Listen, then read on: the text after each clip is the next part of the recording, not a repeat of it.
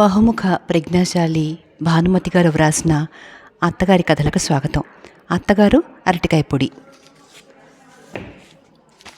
రేపు నిజశ్రావణంలో వచ్చే వరలక్ష్మి వ్రతం నాటికి గిలతో పాటు పిలకల్ని కూడా వేయాలి అరటి చెట్టమ్మ అంటూ మా అత్తగారు పెరటివైపు తులసి కోట వెనుక ఉన్న ఖాళీ స్థలంలో మంచి అరటికాయలు కాచే అరటి మొక్కను నాటారు. మడిలో ఉన్నారు కనుక మడినీళ్ళే ఓ బిందెడు అరటి చెట్టుకు పోశారు, ఆయుర్దాయం పోసినట్లు. ఆ పక్కనే పందికొక్కు తవి పారేసిన కరివేపాకు మొక్కను 16సారి పాతి తిరిగి ఆ మొక్కకు మడినీళ్లతో ప్రాణప్రదానం చేశారు.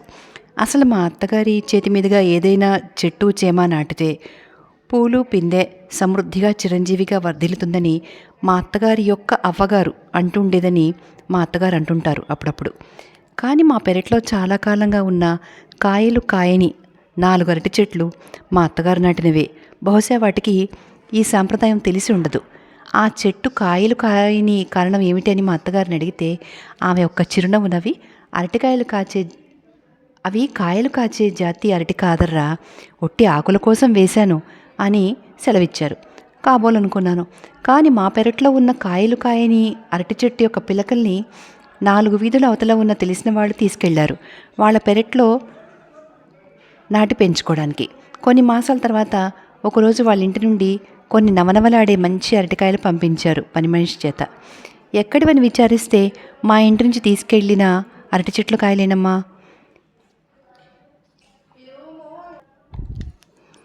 మీ ఇంటి నుంచి తీసుకెళ్ళిన అరటి చెట్టు కాయలేనమ్మా అన్నాడా పని మనిషి. నేను తెల్లబోయాను. పని మనిషి చెప్పింది వంటింట్లో ఉండి విన్న మా అత్తగారు కాసేపు అక్కడే అలాగే ఉండిపోయారు. ఆ పని మనిషి వెళ్ళిపోయిన దాకా.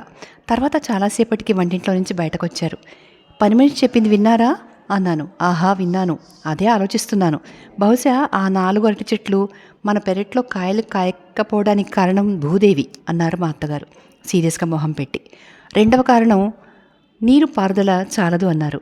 ఈసారి మా అత్తగారు చెప్పిన దాని మీద నాకు నమ్మకం కలగలేదు. అసలు ఆ అరటి చెట్లు కాయలు కాయకపోవడానికి ఒక విధంగా మా అత్తగారు కారణం లేకుండా, తెరిపి లేకుండా తల్లులు పిల్లలతో సహా మా అత్తగారి భోజనానికి ఆకులు అందించడంతోనే సరిపోయింది అరటి చెట్టు జీవితం. కాయలు కాచే అవకాశం మా అత్తగారు ఇవ్వందే. రెక్కలు తెగిన పక్షులా నిలబడ్డ అరటి స్తంభాల పాలిట మరొక రాక్షసుడు కూడా ఉన్నాడు. వాడే వీడు లాంటి మా వంటవాడు. పేరు అప్పులు. పూర్తి పేరు అప్పలాచారి. మా అత్తగారే వాడిని ముద్దుగా అప్పులు అంటారు. మేమంతా వాడిని చారి, చార్లు, చారు వగేరా పేర్లతో పిలుస్తూ ఉంటాం. అప్పులు ఒట్టి ఆచారి మాత్రమే కాదు, బ్రహ్మచారి కూడాను. తనను పెళ్ళాడాల్సిన మేనమామ కూతురు పెళ్ళాడను అని ఖచ్చితంగా చెప్పేసిందట. చెప్పడమే కాదు, అసలు నీలాంటి ఆడంగి వాడికి పెళ్ళి అనవసరం. ఏ పిల్లనో పెళ్ళాడి దాని జీవితం నాశనం చేయక ఎక్కడో ఓ చోట వంట చేసుకుని బ్రతుకు అని మా వాడికి సలహా కూడా ఇచ్చిందట. మరి పెళ్లి లేకుండా జీవితాంతం బ్రహ్మచారిగా ఉంటావుట్రా, ఎవరో ఒక పిల్లని చూసి పెళ్ళాడాలి కానీ అంటూ మా అత్తగారంటే, నాకెవరు పిల్లనిస్తారమ్మా, నన్నెవరో తెలిసిన వాళ్ళ ఇళ్ళలో నీ పిల్లలు చేసుకోరు అని కళ్ళు తుడుచుకునేవాడు మా అప్పులు ఆడదానిలా. చీ పిచ్చి కుంక,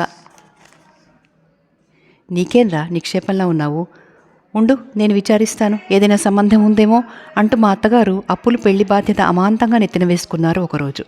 ఆనాటి నుండి అప్పులు మా అత్తగారి యొక్క భక్తుడు భృత్యుడు కూడా. ఆమె కష్టపడకుండా అన్ని పనుల్లో సహాయపడుతుండేవాడు, ఒక్క వంట పనిలో తప్ప. ఆమె సంతోషిస్తుందని పొద్దునే పూజామందిరం ముందు కూర్చుని భక్తిగా సుప్రభాతం చదివేవాడు. వంటయ్యాక మా అత్తగారికి ఎదురుగా కూర్చుని సంగీతం పాడేవాడు. ఇంతా చేసి చివరికి భోజనాల దగ్గరకు వచ్చేసరికి అరిటాకుల విషయంలో మా అత్తగారిని మోసగిస్తుండేవాడు. ప్రతిరోజు మా అత్తగారి కంటే ముందే వెళ్ళి ఉండేవాటిలో మంచి అరిటాకు కోసుకొచ్చుకుని దొంగతనంగా అటక మీద దాచుకునేవాడు. వంట గింట ముగించుకుని తీరిగ్గా అరిటాకు కోసం కత్తి పట్టుకెళ్ళేవారు మా అత్తగారు. అంతకు ముందు రోజు ఆమె చూసిన మంచి అరిటాకు కనపడేది కాదు. వెంటనే ఆవిడ పెరట్లోంచి గర్జించేది, ఒరే అప్పులు దొంగ వెధవా, ఉన్న ఒక్క అరిటాకు కోసుకెళ్ళావుట్రా, ఇప్పుడు నా గతి విట్రా అంటూ. కోసుకుని రాక ఏం చేయమంటారు, మంచి ఆకులన్నీ మీరుదా కోస్తే నా గతి ఏమి కావాలే అని అప్పులు తనలో తాను సణుక్కుంటూ ఉండడం ఒకసారి వంటింటి వైపు వెళ్ళిన నేను విన్నాను. అప్పులు నన్ను చూసి తెల్లబోయాడు. వెకిలి నవ్వు నవ్వుతూ మాట మార్చాడు. చూస్తీరా అమ్మ, పెద్దమ్మగారు నా మీద నిండా అవ్వాండం వేస్తురు. ఆమె కోసం అరిటాకు కోసుకొచ్చి అటక మీద ఉంటి అని. నిజం మా అత్తగారికి తెలిస్తే అప్పులు డేంజర్లో పడతాడు. ఏదో సంబంధం చూసి అప్పులు పెళ్లి చేయిస్తాను అంటున్న మా అత్తగారి ఔదార్యానికి మధ్య అప్పులకు పెండ్లి కంటే ముందే అంపకాలు జరుగుతుంది. నేను చూసి చూడనట్లు విని వినట్లు ఊరుకున్నాను. సుమారైన అరిటాకు కోసుకుని మా అత్తగారు వంటింట్లోకి వస్తుండగానే ఎటూ దొంగతనం బయటపడ్డది కదా అని అటక మీద దాచిన అరిటాకును మీకోసం కోసి తెస్తినమ్మా అంటూ ఎంతో శ్రద్ధాభక్తులతో మా అత్తగారికి సమర్పించాడు అప్పులు. వెంటనే మా అత్తగారి ముఖం అరిటాకంతయింది. మంచి అరిటాకు దొరికిందన్న సంతోషంతో అప్పుల మీద కోపాన్ని మర్చిపోయి కృష్ణ అంటూ ఆకు వేసుకుని భోజనానికి కూర్చున్నారు మా అత్తగారు. అలవాటు ప్రకారం మా అత్తగారు వీపు ప్రపంచం వైపు తిప్పి తను గోడ వైపు తిరిగి ఆకు వేసుకుని భోంచేస్తున్నారు. ఆమెకు ఎదురుగా ఉన్న గోడలో ఎవరైనా ఏ నరసింహావతారమో ఎత్తి ఆమె ఏం భోంచేస్తుందో తిలకిస్తే తప్ప మానవ మాత్రులకు ఆమె ఏం వంట చేస్తుందో తెలియనివ్వరు. పోనీ కమ్మని కరివేపాకు తాళింపు గుమగుమలను బట్టి అయినా ఆమె ఆ పూట ఏం వంట చేస్తుందో పసికట్టవచ్చు కొంతవరకు. ఇతరుల ముక్కల దాకా వస్తే మైలపడుతుందని మా అత్తగారు తను వేసే తాళింపును కూడా ఆచారపు హద్దుల్లో ఉంచేది. కానీ ఆమె భోంచేసే చోట ఉన్న మడి ఊరగాయల జాడీల్లోంచి వచ్చే రకరకాల వాసనలను మాత్రం ఆమె అరికట్టలేకపోయేది. వంటింటి గడప దాటి ముందు హాల్లో దాకా ఏమిటేమిటో వాసనలు గుబాళించేవి మా అత్తగారి మడి ఊరగాయల జాడీల్లో నుంచి. ఒకసారి మా అత్తగారు భోజనానికి కూర్చున్నప్పుడే మా వారు భోజనానికి కూర్చోటం తటస్థించింది. మరి ఆవిడ భోజనానికి కూర్చోబోయి మడి ఊరగాయలుండే జాడీలు కదిలించారో ఏమో గొప్పన ఏవేవో వాసనలు మా వారి ముక్కుల దాకా దూసుకొచ్చాయి. అబ్బా ఏమిటి వాసన? బత్తాయి పళ్ళు ఏమైనా కుళ్ళిపోయాయా? కాదే, ఉండు, ఏదో వాసన. పెరటివైపు అంట్లు తోమే చోట రోజు పని మనిషి శుభ్రం చేయడం లేదా? ఏం చేస్తున్నావు ఇంట్లో కూర్చుని అంటూ నన్ను కోపడ్డారు మావారు. అదేం కాదని నచ్చ చెప్పేసరికి తలప్రాణం తోక్కొచ్చింది. భోంచేస్తుండగానే మా వెనక నుండి మా ఇద్దరి కంచాల్లోనూ ఏదో నల్లటి పదార్థం టప్పున పడ్డది. ఉలిక్కిపడి వెనక్కి తిరిగి చూచాను. మా అత్తగారు ముసిముసి నవ్వులు నవ్వుతూ చేతిలో గిన్నె పట్టుకుని క్వశ్చన్ మార్క్ లాగా నుంచున్నారు. ఏమిటమ్మా ఇది అన్నారు మా వారు ఊరుకోక. అబ్బో, నీ వంట ఏదో కనుక్కోవడం నా చేత కాని పని అన్నారు మా వారు. నాకు నవ్వొచ్చి పొరపోయింది. పోనీ నువ్వైనా చెప్పవే చూద్దాం అన్నారు నా భుజం పట్టి కుదుపుతూ మా అత్తగారు. విషమ సమస్య ఏం చెప్పేది? కంచంలో వడ్డించిన వెంటనే కమ్మటి వాసన రావడానికి బదులు అప్పుడే వర్షం తుంపర్లు పడి భూమి తడిసిన తర్వాత వచ్చే మట్టి వాసన గుబాళిస్తుంది ఆ నల్లని పదార్థంలో. పోనీ చింతపండ అంటే కాకుండానూ పోలేదు. చింతగింజ ఒకటి నేనున్నానని తొంగి చూస్తుంది ఆ నల్ల పదార్థంలో నుంచి. ఇక చింతపండు పచ్చడే అని తీర్మానిద్దామా అంటే ఏవో తాళ్ళుగా కనిపిస్తున్నాయి ఆ పదార్థంలో. ఏదో ఒకటి చటకున చెప్పేసి అత్తగారి ముందు అవమానం పాలు కాకూడదు అని నా బాధ. పోనీ నువ్వు కాస్త నోట్లో వేసుకుని రుచి చూసి చెప్పరా అన్నారు మా అత్తగారు కొడుకును ఉద్దేశించి. అబ్బే, అదెట్లా? నీ కోడల్ని అడిగావు ముందు, నీ కోడల్ని చెప్పమను. అదేం పదార్థమో తేలిందాకా నేను ముట్టుకోను అని తప్పుకున్నారు దొంగ. ఈలోపుగా మీ భోజనాలే పూర్తయ్యేటట్లున్నాయే అన్నారు మా అత్తగారు. మరీ మంచిది. అసలు ఆ పదార్థం ఏమిటో నీ కోడలు కనుక్కుంటుందో ఓడిపోయానని ఒప్పుకుంటుందో కనుక్కో అన్నారు మా వారు నన్ను ఏడిపించడానికి. బాబు, నేను ఓడిపోయాను, నిజంగానే నాకు తెలియదత్తా అన్నాను. అంతవరకు నవ్వు బిగపట్టుకుని వడ్డిస్తున్న అప్పులు నేను ఓడిపోయాను అనేసరికి 32 గొగ్గిరి పళ్ళు బయటపెట్టి నవ్వాడు. అయ్యో, ఇదేం నిండా కష్టమని అమ్మగారు, నన్ను చెప్పమంటారా ఆ పదార్థం ఏమని అన్నాడు సింగరాయ కొండలో పుట్టి శ్రీరంగంలో పెరిగిన మా అప్పులు. చెప్పరా అన్నారు మావారు ఆ నల్ల పదార్థాన్ని మా అత్తగారు చూడకుండా అప్పడం కిందికి తోస్తూ. అప్పుడు నిర్లక్ష్యంగా నవ్వుతూ అప్పులు తేలిగ్గా వెంకాయ పెచ్చడి అన్నాడు. ఓరినీ తాడు తెగ, వెంకాయ కాదురా వంకాయ అని ఎన్నిసార్లు చెప్పానురా. ఇన్నాళ్లుగా మా ఇంట్లో వంట చేస్తూ ఇంకా నీకు తెలుగు సరిగా అఘోరించదేమిట్రా పిచ్చుకుంక అని మందలించారు. అప్పులు సిగ్గుపడ్డాడు. పోనీ ఇప్పుడైనా తినండరా, పచ్చడి పేరు తెలిసిందిగా అన్నారు మా అత్తగారు. అయ్యో, నాకు సహించదు ఈ పచ్చడి అని తప్పుకున్నారు మా వారు. అదేమిట్రా, చిన్నప్పుడు ఆ చెంచు రాక్షసి చేస్తే తినేవాడివి కదూ ఈ పచ్చడి అన్నారు మా అత్తగారు కాసు చిన్నబుచ్చుకుని. చెంచు రాక్షసి అసలు పేరు చెంచులక్ష్మమ్మ. మా అత్తగారి విధవాడపడుచు. ఎంతో మంచిదని మా వారు చెప్తూ ఉంటారు.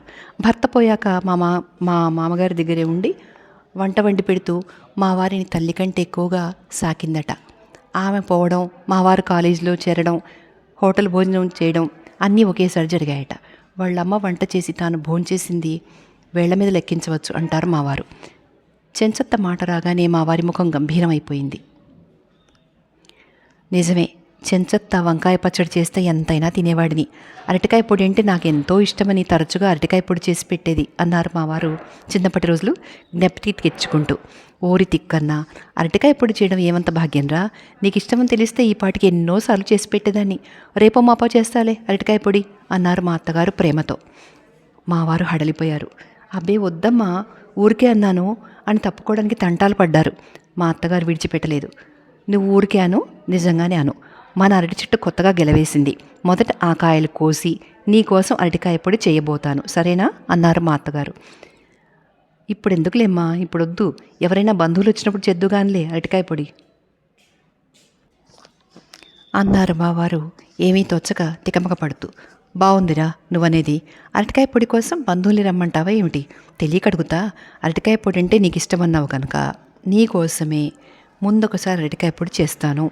చుట్టాలు వస్తే మళ్ళీ చేసుకోవచ్చు. అరటికాయ పొడికి ఏం భాగ్యం రా అన్నారు. ఆ సమయంలో మా వారి అవస్థ చూస్తే నాకే జాలేసింది.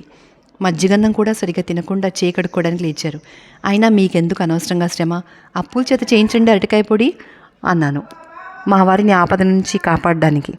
అయ్యో నెత్తిరాత, అప్పులకి అరటికాయ పొడికి 600 మైళ్ళ దూరం అని నీకు తెలీదా?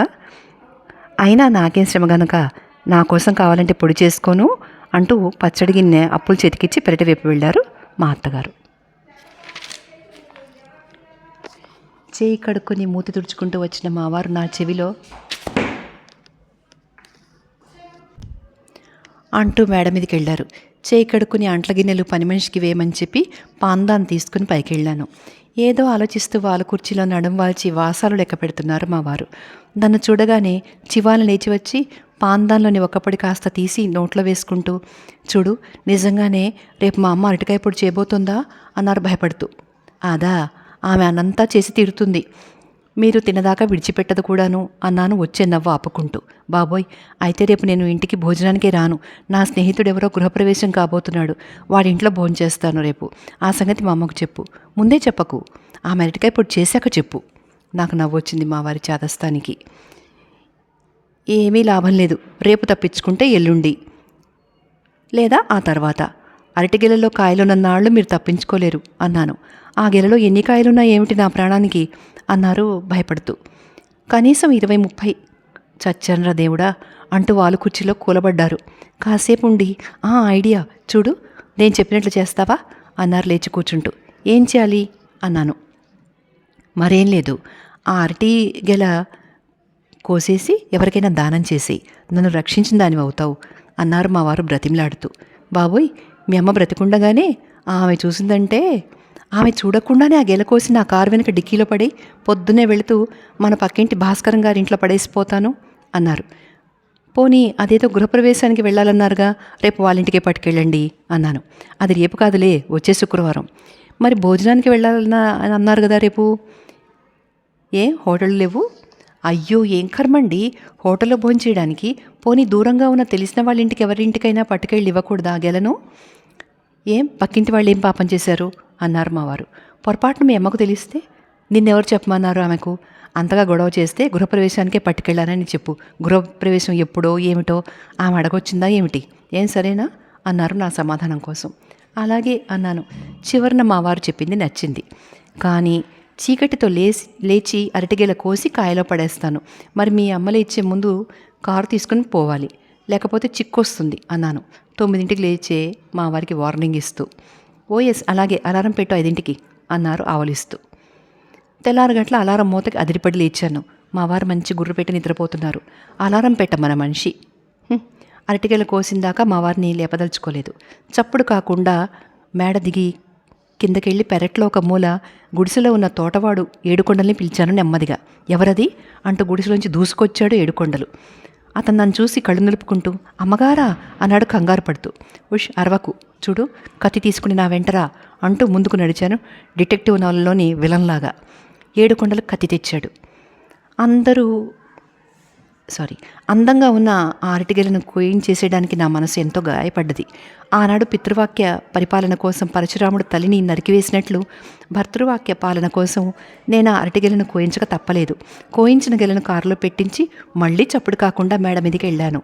మా వారు బ్రహ్మాండంగా గురకలెడుతున్నారు. ఇంకా నేనే ఒక అలారం కాక తప్పలేదు. ఉలిక్కిపడి లేచారు. లేవండి త్వరగా, అరటికేలు కోసేశాను. ఎందుకు అన్నారు నిద్రమత్తులు. ఎందుకేమిటి, మీరే కోయించమన్నారుగా, త్వరగా లేచి తీసుకెళ్ళి పక్కింటి వాళ్ళకి ఇచ్చిరండి. కారులో పెట్టాను గెల.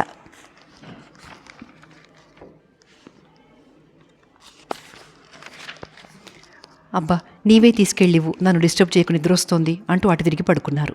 చచ్చాన్రా భగవంతుడా, కథ అడ్డం తిరిగింది.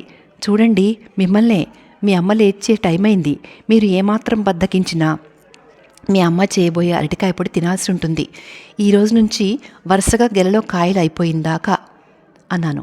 బాబోయ్, ఇదిగో లేచాను అంటూ మా వారు తేలికుట్టినట్టు తుళ్ళిపడి లేచారు. అప్పటికి గాని వారి నిద్రమత్తు వదలలేదు. పెరటివైపు తలుపు తీసిన చప్పుడైంది. నా గుండెలో రైళ్లు పరిగెట్టడం మొదలుపెట్టాయి. మా అత్తగారు లేచారు. పెరటివైపు వెళుతూనే అరటి గెల కనిపించకపోతే ఏడుకొండల్ని కేకేసి అడుగుతారు. వాడు చెప్తాడు, నన్ను పిలుస్తారు.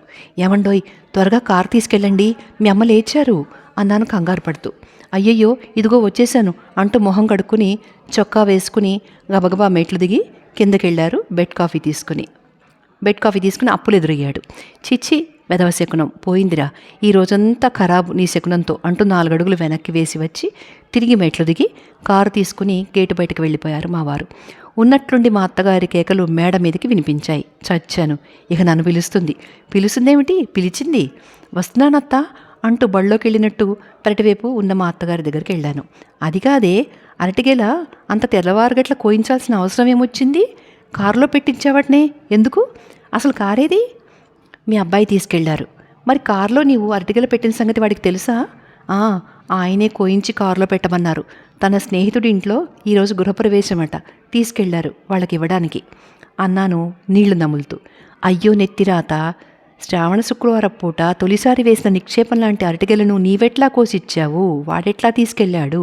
అవ్వ, అయినా నీవు నన్నెందుకు లేపలేదు? ఏం చెప్పేది, తల వంచుకుని మాట్లాడక ఊరుకున్నాను. అప్పులు చేతులు కట్టుకుని వినయంగా మా అత్తగారి ముందు నిలబడ్డాడు. ఏడుకొండలు అరటి చెట్టు పక్కనే నిలబడ్డాడు తల వంచుకుని దోషిలాగా. ఇంకా చూస్తూ నిలబడ్డావేమిట్రా, గెలకోసిన వెంటనే అరటి చెట్టు కొట్టేయాలని తెలీదు అని గర్జించారు మా అత్తగారు. అరటి చెట్టు మొదలంటా నరికేసి ఊచలు తీసుకొచ్చి మా అత్తగారి ముందుంచాడు. ఎందుకు ఇవి, అఘోరించరా, తీసుకెళ్ళి దిబ్బలపారేయ్. బంగారం లాంటి అరటిగేల ఊళ్ళో వాళ్ళకిచ్చి ఈ బోడి ఊచలు తినటానికే ఇన్నాళ్ళు పెంచింది అరటి చెట్టును. చిచి, మనుషులకు బుద్ధి జ్ఞానం అంటూ ఉండాలి. అసలు అన్నీ వాడికి ఆ తండ్రి బుద్ధులే వచ్చాయి. ఆయన అంతే, వారం వర్జ్యం చూడకుండా ఏదంటే అది ఇంట్లోంచి తీసుకెళ్ళి ఊళ్ళో వాళ్ళకి ఇస్తూ ఉండేవారు. అయినా మాట్లాడో పోట్లాడో ఇది మంచి ఇది చెడు అని చెప్పాలి కానీ మరీ మొగుడు ఏది చెప్తే దానికంతా తాళం వేస్తుంటే ఇలాగే ఉంటుంది అంటూ నాకు 2 చురకలు తగిలించారు మా అత్తగారు. తల ఒగ్గాను వాళ్ళ అబ్బాయి కోసం. ఆ పూట వంట ఆలస్యంగానే ఆరంభించారు మా అత్తగారు. కొడుకు వస్తే 4 చీవాట్లేసి అడగాలని చాలాసేపు ఎదురుచూసింది ఆవిడ. మా వారు రాలేదు, కారు రాలేదు. 12 గంటలైనా మా వారు రాలేదు. బహుశా వాళ్ళ అమ్మకు భయపడి ఏ ఫ్రెండ్ ఇంటికో వెళ్ళి ఉంటారనుకున్నాను. గేటు బయటే కారాపి చప్పుడు కాకుండా మేడ మీదకి వెళ్ళి ఒక నిద్రపోయి లేచి తాపిగా స్నానం గీనం ముగించుకుని బట్టలు మార్చుకుని కాఫీ కూడా అడగకుండా వాళ్ళమ్మ కంట పడకుండా ఉంటే చాలని అడుగులో అడుగేసుకుంటూ మెట్లు దిగి వస్తున్నారు మా వారు. నేను ఎదురయ్యాను. అలాగేరా, వెనక్కి వెళ్ళకు, మంచి శకునం. చూడు, మా అమ్మ ఇప్పుడు ఎక్కడుంది, కేకలేసిందా అన్నారు రహస్యంగా. ఇదంతా ఎందుకు అడుగుతారులేండి, ఇంతవరకు మీకోసం కాచుకున్నది. మీరు వస్తే 4 చీవాట్లేసి అడగాలని. ఇప్పుడే వంట చేసుకోవడానికి వెళ్ళింది లోపలికి. బాబోయ్, అయితే నన్ను త్వరగా వెళ్ళని. అయితే ఇంతకీ మీ భోజనము? హోటల్లో. అయ్యో, ఏం గ్రహచారం అండి, అరటికాయలు లేవుగా ఇంట్లో, ఈ పూట ఇంట్లో భోజనం చేయండి అన్నాను బ్రతిమలాడుతూ. అబ్బా, చెప్తే వినవు కదా, అసలే మా అమ్మ కోపంగా ఉంటుంది ఈరోజు. ఆమె వెయ్యబోయే ప్రశ్నలన్నిటికీ అబద్ధాలు చెప్తూ కూర్చోవాలి, నా చేత కాదు. మా అమ్మ అడిగితే ఉందిగా గృహప్రవేశం, అక్కడికి వెళ్ళానని చెప్పు. నాకు అదే పని. నేనేనా తీరిగ్గా మీకోసం అబద్ధాలు ఆడడానికి కూర్చున్నాను? మీ అమ్మ చేత చీవాట్లు సూటిపోటి మాటలు నేను తినలేను. అంతకన్నా అరటికాయ పొడైనా తినొచ్చు. ఇవాళ కాకపోతే రేపు మాత్రం మీరు ఆవిడ కంట పడరా? రేపటికి ఆమె కోపం చల్లారిపోతుంది అంటూ మెట్లు దిగి హాల్లోకి వెళ్ళారో లేదో సాక్షాత్తు తిరుపతి వెంకటేశ్వర స్వామిలాగా పట్టెనామాలతోనూ చేతిలో సంచితోనూ ప్రత్యక్షమయ్యారు మా బావగారు. ఏంరా, అంతా కులాసాగానే ఉన్నారుగా అంటూ వచ్చారు.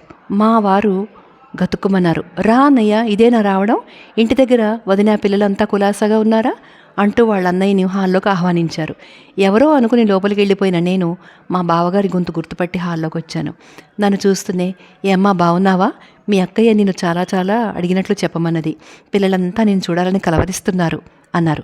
అవును బావగారు, ఇంతవరకు వాళ్ళని మా ఇంటికి తీసుకునే రాలేదు. పోనీ ఈసారైనా తీసుకురాకపోయారా అక్కయ్యను పిల్లలను అన్నాను. ఎక్కడమ్మా, నా ఉద్యోగంతోనే సరిపోతుంది. ఈసారి ఆఫీస్ పని మీదే వచ్చాను, 4 రోజులు లీవ్లో. అలాగే మిమ్మల్ని చూసినట్లుంటుందని అనుకున్నాను. అన్నట్లు కక్కి ఏది కనపడదే అన్నారు మా అత్తగారి కోసం వెతుకుతూ. ఆమె వంటింట్లో ఉన్నారు, పిలుస్తాను అంటూ మా బావగారికి కాళ్లకు నీళ్లు కూడా తేవడానికి పెరటి వైపు వెళ్ళాను. అప్పుడే అరిటాకు కోసం కత్తి పట్టుకుని బయలుదేరారు మా అత్తగారు. బావగారు వచ్చారు అన్నాను. ఎప్పుడు ఇంత పొద్దుకి ఏం బండి ఉంది? పొద్దుటే వచ్చారులా ఉంది. బహుశా సాకమ్మ వాళ్ళ ఇంటికి వెళ్ళి వచ్చి ఉంటారు, అందుకే ఆలస్యమైంది అనుకుంటాను అన్నాను. అయితే భోంచేలేదన్నమాట. అయ్యో నెత్తిరాత, ఈ పూట ఆ అరటిగేలే ఉంటే లక్షణంగా పొడి చేసేదాన్ని. వాడికి కూడా అరటికాయ పొడి అంటే ఎంతో ఇష్టం. మా తోడికోడలు చెప్తూ ఉండేది, ఈ పూట వట్టి పత్యం మెతుకులు పెట్టాల్సిందే వాడికి. అరటికాయల గొడవలో ఈ పూట అప్పులు కూరగాయలు తీసుకురాలే మార్కెట్ నుంచి. ఒట్టి సాంబార్ చేసి అప్పడాలు వేయించాడు. నేను ఒట్టి పచ్చడి మెతుకులు వేసుకున్నాను. ఇప్పటికే 12 దాటింది. ఇప్పుడు ఇక కూరగాయలను మార్కెట్ నుంచి తెప్పించి వంట చేసి ఎప్పుడు వాడికి అన్నం పెట్టడం? అన్నట్లు నీ మొగుడు గృహప్రవేశానికి వెళ్ళాడన్నావు కదూ, పొద్దునే కారు తీసుకున్నవాడు ఇంకా రాలేదే? అక్కడే భోంచేసి వస్తాడా ఏకంగా అన్నారు మా అత్తగారు. అబ్బే లేదు, ఇప్పుడే ఆయన వచ్చారు, వెనకాలే బావగారు వచ్చారు అన్నాను. అయ్యో నెత్తిరాత, ఈ పూటే ఇంట్లో కూరగాయలు లేకుండా పోవాలా? సరే నువ్వు వెళ్ళి సింహుడికి కాళ్లకు నీళ్ళిచ్చిరా, నేనేదో తంటాలు పడతాను అంటూ పెరటి వైపు వెళ్ళారు మా అత్తగారు. బ్రతికాం అనుకుని మా బావగారి కాళ్లకు నీళ్లు తీసుకెళ్ళాను. కక్కి భోంచేస్తుందా అన్నారు మా బావగారు. లేదండి, మీరు భోంచేశాకే చేస్తుందట అన్నాను. అలాగా, అయితే లేవరా పాపం, కక్కి మన కోసం కాచుకున్నట్లుంది అన్నారు మా బావగారు లేవబోతూ. నా గుండె గతుక్కుమంది. మా అత్తగారు ఉత్తర్వు లేకుండా వీళ్ళు భోజనానికి వెళ్ళడానికే లేదు. ఆవిడేవో తంటాలు పడతానంటే మరి ఇంకాసేపు పడనిస్తే మంచిది అనుకుని, లేదు బావగారు, ఆవిడే పిలుస్తా అన్నారు అన్నాను. అయితే సరే, నాకేం తొందర లేదు, పొద్దునే తిన్న టిఫిన్ ఇంకా అరగలేదు, కక్కి కోసం చెప్పాను అన్నారు. అవును, అమ్మను భోంచేయమని చెప్పు, అప్పులున్నాడుగా వడ్డనకు, ఇంకా ఆవిడెందుకు అన్నారు మా వారు. కొంపదీసి వాళ్ళమ్మ ఏ పదార్థమైనా వడ్డించడానికి వస్తుందేమో అన్న భయంతో. ఆమె స్వయంగా మీకు వడ్డిస్తారట అన్నాను మా వారిని ఏడిపించడానికి. అదేమిటి, భోంచేసేదాకా అమ్మ మడిలో ఉంటుందిగా అన్నారు మా వారు ఇంకా సందేహ నివృత్తి కాక. ఉంటారు, అప్పులు వడ్డిస్తుంటే పర్యవేక్షణ చేస్తారు. ఆమె ఏదైనా పచ్చడి పులుసు చేస్తే మీ కంచాల్లో ఎత్తి పడేస్తారు అన్నాను. మా బావగారు పక్కున నవ్వారు. మా వారు నన్ను నమిలి మింగేటట్లు చూసి మరుక్షణం తను నవ్వేశారు. ఆ మాట ఈ మాట మాట్లాడుతుండగానే 1 గంట అయింది. లోపల నుంచి మా అత్తగారి పిలుపు వచ్చింది నా కోసం. వెళ్ళాను వంటింట్లోకి. చూసావుటే, నా మనసులో ఏదైనా అనుకుంటే అట్లాగే జరుగుతుందని మా అవ్వ అంటుండేది అని అప్పుడప్పుడు నేను నీతో అంటుంటాను, జ్ఞాపకం ఉందా? ఇంతకు భేషైన అరటికాయ పొడి చేశాను అన్నారు ఆవిడ సంబరపడిపోతూ. అన్నాను గుడ్లు తేలేసి నోట మాట రాలేదు నాకు. ఇందాకటి నుంచి ఆవిడ పడుతున్న తంటాలు ఇవే. అయినా ఇవి ఎక్కడివి అరటికాయలు అన్నాను ఉండబట్టలేక. పక్కింటి భాస్కరం భార్యను మన పిట్టగోడ మీద నుంచి కేకేసి చుట్టాలు వచ్చారు, ఇట్లా అసందర్భం అయిపోయింది, వేళ మించిపోయింది కాబట్టి ఏవైనా కూరగాయలు ఉంటే 4 ఇమ్మన్నాను. లోపల నుంచి 6 భేషైన అరటికాయలు తెచ్చిచ్చింది. చెప్తే నమ్మవేమో కానీ అరటిగెలలో కాయలు మన అరటిగెలలో కాయల్లాగానే నవనవలాడుతూ చూడముచ్చటగా ఉన్నాయి. ఇదిగో ఇంకా 3 కాయలు ఎత్తిపెట్టాను అంటూ మిగతా అరటికాయలు చూపించారు మా అత్తగారు. ఏం చెప్పేది, భూమి గుండ్రంగా ఉండును అన్నట్లు తిరిగి తిరిగి మా ఇంటికే వచ్చాయి గెలలో కాయలు. మంచివేళ భాస్కరం భార్య అసలు సంగతి చెప్పలేదు మా అత్తగారితో, బ్రతికించింది. బహుశా మా వారు వాళ్ళమ్మకు తెలియనివద్దు అని పాలిష్డ్గా చెప్పి ఉంటారు. ఆయన దేని నుంచి తప్పించుకోవాలని తంటాలు పడ్డారో ఆ అరటికాయ పొడి విశ్వరూపం ధరించింది. నేను దిగులుగా నిలబడి ఉండడం చూసిన మా అత్తగారు హుషారుగా, ఏమిటే అట్లా దిగులుపడి నిలబడ్డావు, మన అరటికాయలు పోతే పోయింది, పక్కింటి వాళ్ళ పుణ్యమా అని మంచి అరటికాయలు దొరికాయి సమయానికి. నీ మొగుణ్ణి సింహుణ్ణి భోజనానికి రమ్మను, ఒరే అప్పులు వాళ్ళిద్దరికి వడ్డించరా అన్నారు.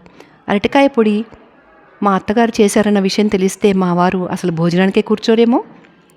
మళ్ళీ నాకు విషమ సమస్య. హాల్లోకి వెళ్ళాను. అత్త భోజనానికి పిలుస్తుంది అన్నాను నెమ్మదిగా. మేమెప్పుడో రెడీ, లేవరా అంటూ పైన తువ్వాలు వేసుకుని మా బావగారు లేచారు. మా వారు నన్ను చూసి వాళ్ళమ్మ ఎక్కడుంది, అరటిగేల సంగతి మళ్ళీ ఏమైనా గొడవ చేస్తుందా, ఏమైనా వడ్డించబోతుందా, ఏ మూడ్లో ఉంది, కోపంగా ఉందా ఇత్యాది ప్రశ్నలన్నీ భరతనాట్య భంగిమలతో సైలెంట్గా అభినయించారు. అన్నిటికీ చిరునవ్వే సమాధానంగా చెప్పి ఊరుకున్నాను. ఏం చెప్పినా చిక్కే. భోజనానికి కూర్చున్నారు అన్నదమ్ములిద్దరు. ఏరా సింహం, ఎన్నాళ్ళకొచ్చావు, మమ్మల్ని అంతా మర్చిపోయినట్లున్నావే అంటూ చేతిలో అరటికాయ పొడి గిన్నె ధరించి రంగంలో ప్రవేశించారు మా అత్తగారు. ఎక్కడ అరటిగేల సంగతి వస్తుందో అన్న భయంతో తల వంచుకుని కూర్చున్నారు మావారు. ఎక్కడ కక్కి, పిల్లలతోనూ నా ఉద్యోగంతోనూ సరిపోతుంది. పెద్ద పిల్ల పెళ్ళిడికి వచ్చింది, రెండోవాడికి టైఫాయిడ్ వచ్చి ఇప్పుడే లేచి తిరుగుతున్నాడు. చంటిదానికి ఎప్పుడు ఏదో ఒక జబ్బు. నీకు తెలియదేముంది, ఇల్లు కదలడానికి అవకాశమేది అన్నారు మా బావగారు. మరి సంసారం అన్న తర్వాత ఉండవుట్రా, నువ్వంటే మీ అబ్బకు ఒక్కడివే కొడుకువి, రాజాలాగా పెరిగావు. మరి 4 పిల్లలు జల్లలు అన్న తర్వాత మాటలా ఏదో సామెత చెప్పినట్టు ఒరే అప్పులు అన్నం వడ్డించరా వాళ్ళిద్దరికీ అంటూ ఆజ్ఞాపించారు మా అత్తగారు. మా వారు వాళ్ళ అమ్మ చేతిలో ఉన్న గిన్నె చూడలేదు. అప్పులు అన్నం వడ్డించిన వెంటనే వార్నింగ్ లేకుండా మా అత్తగారు అరటికాయ పొడి వడ్డించేశారు. మా వారు గతుక్కుమన్నారు, కానీ ఆమె ఏం వడ్డిస్తుందో పసిగట్టలేకపోయారు. మా అత్తగారు ఆవిడ వంటలో అదొక విశేషం. వడ్డించిన వెంటనే ఫలానా అని కనుక్కోవడం బ్రహ్మతరం కాదు.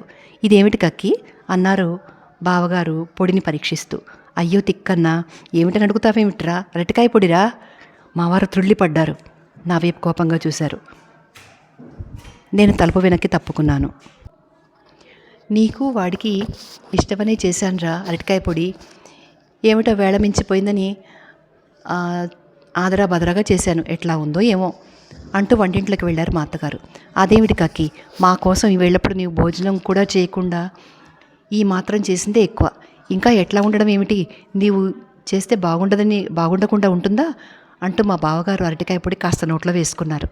తక్షణం గరగరా గరగరా అనే శబ్దం బయలుదేరింది మా బావగారి నోట్లో నుంచి. ఏమిటన్నయ్యా అన్నారు కంగారు పడుతూ మావారు. అబ్బే ఏమీ లేదురా, ఈ అరటికాయ పొడి ఉంది చూసావు, కాస్త జాగ్రత్తగా చేయాలి, ఏమాత్రం అజాగ్రత్తగా చేసినా కష్టం అంటూ గ్లాసుడి నీళ్లు నోట్లో పోసుకుని గరగరా శబ్దాన్ని గలగరించి మింగారు మా బావగారు.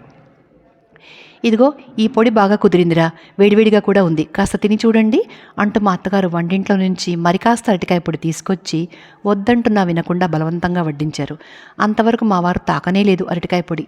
ఎంతో ఆప్యాయంగా మా అత్తగారు రెండవసారి వడ్డించిన అరటికాయ పొడిని విధిలేక భయపడుతూ కాస్త నోట్లో వేసుకున్నారు మా బావగారు. అన్నగారు ఏమైనా అనుకుంటారనో ఏమో మావారు ధైర్యం చేసి కాస్త పొడి నోట్లో వేసుకున్నారు. ఈసారి కరకరా శబ్దాలు బయలుదేరాయి. ఒక్క క్షణం నోరు మూసుకుని అన్నదమ్ములిద్దరూ ఒకరి మొహాలొకరు చూసుకున్నారు. ఆ శబ్దాలు ఎక్కడి నుంచి వస్తున్నాయా అని. వాళ్ళిద్దరి నోట్లో నుంచే వస్తున్నాయని గ్రహించిన వెంటనే గబుక్కున చెరో గ్లాసుడు నీళ్లు నోట్లో పోసుకుని ఆ కరకరా శబ్దాన్ని మింగేశారు. మా అత్తగారు మూతి మీద వేలేసుకుని వాళ్ళిద్దరినీ ఆశ్చర్యంగా చూస్తూ, ఇదేమిట్రా, అరటికాయ పొడి తినడానికి ఇంత అవస్థ పడుతున్నారు అన్నది. అబ్బే లేదు కక్కి, అరటికాయ పొడి తినడానికి అవస్థ ఏముంది అన్నారు మా బావగారు గ్లాస్ కింద పెడుతూ. మరేమైనా రాళ్ళు రప్పలున్నాయా? అబ్బే అవుంటే దొరికిపోతాయి. సాధారణంగా వేపుడుతో కలిసిపోయేవి బొగ్గులు, తాళింపులో కలిసిపోయే వాటిలో ఆవల్లోని ఇసక. ఇవి రెండు కాస్త జాగ్రత్తగా చూడకపోతే చిక్కు, అంతే అన్నారు మా బావగారు. ఏమోరా, అన్నీ సరిగానే చూసి వేశానే, నేను కూడా కాస్త నోట్లో వేసుకుని రుచి చూశాను, మరి నువ్వన్నే ఇసుక బొగ్గులు నా నోటికి తగల్లేదే అన్నారు మా అత్తగారు. దానికి కారణం ఉంది కక్కి, మాకు పళ్ళున్నాయి కనుక నములుతాం, నీకు పళ్ళు లేవు కదా, మింగేసి ఉంటావు, అందుకే నీకు తెలియలేదు. అరటికాయ పొడి లో అరటికాయ కాక ఇంకా ఏమేమున్నాయో అన్నారు మా బావగారు మా వారితో పాటు మజ్జిగనం కలుపుకుంటూ. తలుపు వెనుక ఉన్న నేను నవ్వాపుకోలేక తంటాపడ్డాను. అయ్యో నెత్తి రాత, ఇంతకు ఇద్దరూ తినలేదేమిట్రా అరటికాయ పొడి అన్నారు మా అత్తగారు నొచ్చుకుంటూ. అదేమిటి కక్కి, గంగిగోవు పాలు గరిటెడైనను చాలు అన్నట్లు ప్రేమతో వడ్డించింది ఏ కాస్త తినట్లే అన్నారు మా బావగారు కక్కి మనసు కష్టపడటం ఇష్టం లేక. పోనీ రేపు మళ్ళీ చేసి పెడతానులేరా అరటికాయ పొడి, అన్నీ జాగ్రత్తగా చూసి అన్నారు మా అత్తగారు. అబ్బాయి ఎందుకు కక్కి, ఈ సాయంత్రం బండికెళ్ళిపోతున్నాను అన్నారు చేకడుకోవడానికి లేస్తూ మా బావగారు. అదేమిట్రా ఇంత తొందరగా వెళ్తావా అన్నారు మా అత్తగారు ఆశ్చర్యంగా. అవును కక్కి, అర్జెంటు పనులున్నాయి, ఏమీ అనుకోవద్దురా అన్నారు మా వారి వైపు తిరిగి. అబ్బే నీ పనులు ఆపుకుని ఉండమంటానా, తీరుబడి చూసుకుని మళ్ళీ వద్దుగానిలే అన్నయ్య అన్నారు మావారు. మళ్ళీ అన్నగారి కోసం వాళ్ళ అమ్మ చేసే అరటికాయ పొడి తినాల్సి వస్తుందన్న హడలుతో. అయినా 4 రోజులు ఉంటానన్న మా బావగారికి అర్జెంటు పనులన్నీ అనుకోకుండా రావడానికి కారణం మా అత్తగారా, అరటికాయ పొడా? ఇంతటితో ఈ కథ సమాప్తం.